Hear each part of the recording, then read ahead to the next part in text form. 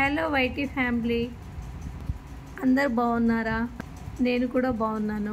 ముందుగా నా ఛానల్ కొత్తగా చూసుకునేవారు ఉంటే సబ్స్క్రైబ్ చేసుకోండి. ఈరోజు మనం ఎంతో రుచికరమైన చాలా సులభంగా చేసుకునే మురుకుల గురించి, అది ఎలా చేయాలో ప్రాసెస్ తెలుసుకుందామండి. ముందుగా 2 కిలోల బియ్యాన్ని శుభ్రంగా కడిగి ఆరబెట్టుకోవాలి. అందులో 2 గ్లాసుల మినపప్పుని దూరగా వేయించుకోవాలి.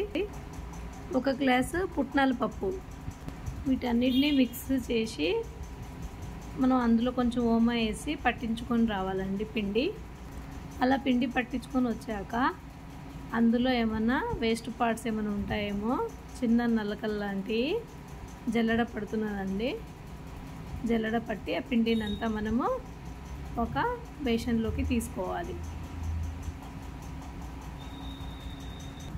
ఇలా జల్లెడ పట్టడం వల్ల వేస్ట్ పార్ట్స్ అన్నీ ఏమైనా ఉంటే వాటిని మనం వేరు చేయొచ్చు. అలా మొత్తం పిండిని మనం జల్లెడ పట్టేసుకోవాలి. మురుకులు చాలా రకాలు చేసుకోవచ్చు అండి. ఇప్పుడు నేను చేసే విధానంలో చేస్తే మురుకులు చాలా టేస్టీగా కరకరలాడుతూ చాలా బాగుంటుందండి. పిండి కలిపే విధానంలో కూడా తేడా ఉంటుందండి. పిండిని వేడి నీళ్ళతోనే కలుపుకుంటే చాలా బాగుంటుంది. అలానే మనం పిండిలో ఒక 3 స్పూన్లు కారం పొడి వేసుకోవాలండి. అంటే రుచికి తగినంత, అంటే ఎవరు ఎలా కారం తింటారో దానికి తగ్గట్టు వేసుకోవాలి. తర్వాత 1.5 స్పూను ఉప్పు అండి. ఉప్పు కూడా టేస్ట్కి సరిపడా వేసుకోవాలి. మధ్యలో ఏమైనా తక్కువ అయితే మనం కలుపుకోవచ్చు. దాని తర్వాత మనము ఓమా వేసుకోవాలండి. ఓమా వేసుకోవడం వల్ల ఏంటంటే మంచిగా జీర్ణం అవుతుంది. ఎసిడిటీ ఏం లేకుండా మనకు మంచిగా జీర్ణం అవడానికి ఓమా కూడా వేసుకుంటున్నాము. చిన్న క్లిప్ మర్చిపోయాను నేను, ఇందులో నువ్వులు కూడా వేసుకోవాలండి. నువ్వులు వేసుకుంటే చాలా టేస్టీగా ఉంటాయి మనకి. అలా మొత్తం పిండిని కలిసేటట్టు మనము కలుపుకోవాలి. అలా పిండి మొత్తం కలిసేటట్టు కలుపుకున్నాక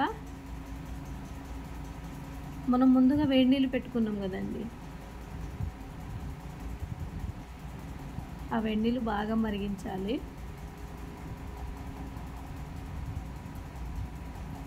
ఆ వేడి నీళ్ళ కంటే ముందు మనము ఒక కడాయిలో 1 కేజీ ఆయిల్ అనేది వేడి చేసుకుంటున్నాం కదా, ఆ వేడి చేసుకునే ఆయిల్ కూడా కొంచెం వేసి ముందుగా పిండిని కలపాలి.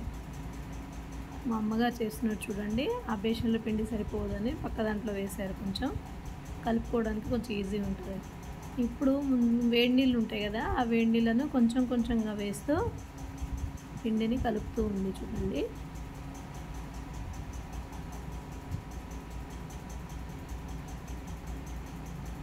అలా కొంచెం కొంచెంగా పిండిని కలుపుతూ ఉండాలి. వేడి నీళ్ళు కొంచెం వేడిగా ఉండడం వల్ల గంటెతో కలుపుతుంది ఫస్ట్. కొంచెం చల్లారాక అప్పుడు మనం చేతితో మంచిగా ప్రెస్ చేస్తూ కలుపుకోవచ్చు.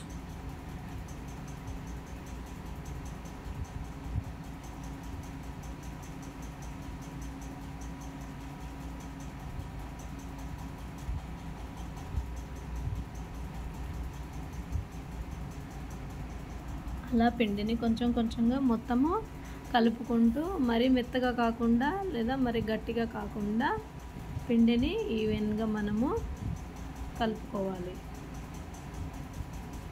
స్టవ్ మీద మనకు వేడి నీళ్ళు కొంచెం లోలో ఉంచుకోవాలి. తర్వాత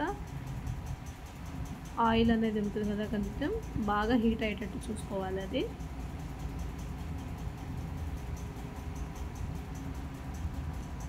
ముందుగా మనం మురుకులు చేయడానికి అన్నీ సిద్ధం చేసుకోవాలి.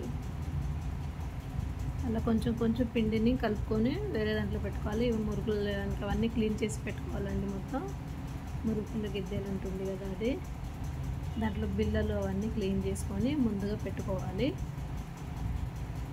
వేరే బేషన్ తీసిన కొంచెం పిండి ఉంది, అది కూడా కలిపి పెట్టేసుకోవాలి. ఇది ఏంటంటే పిండి మొత్తం కలిపాక ఆరిపోకుండా వేరే గిన్నెలోకి తీసుకొని దాని మీద మూత పెట్టుకోవాలండి. లేదంటే పిండి గాలికి ఆరిపోతూ గట్టిగా అవుతుంది, ఎండిపోయినట్టు అవుతుంది.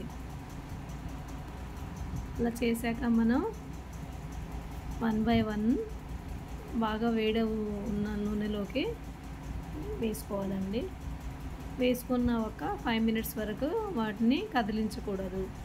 దాని తర్వాత ఒకదానికొకటి అంటుకోకుండా ఈవెన్గా దాన్ని సైడ్కి తిప్పుకోవాలి.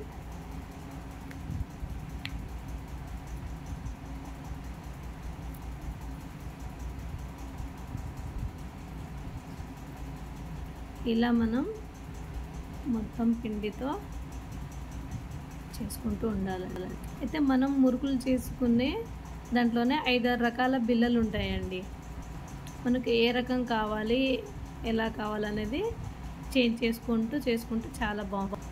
సన్న మురుకులని, కారపూసలని, రిబ్బన్లు ఉంటాయి. మొత్తానికైతే ఎంతో రుచి మురుకులు రెడీ అయిపోయి ఎవరైనా ఈ ఛానల్ చూస్తే సబ్స్క్రైబ్ చేసుకోండి. ఇలా మీ పిల్లలకి మంచి మంచి స్నాక్స్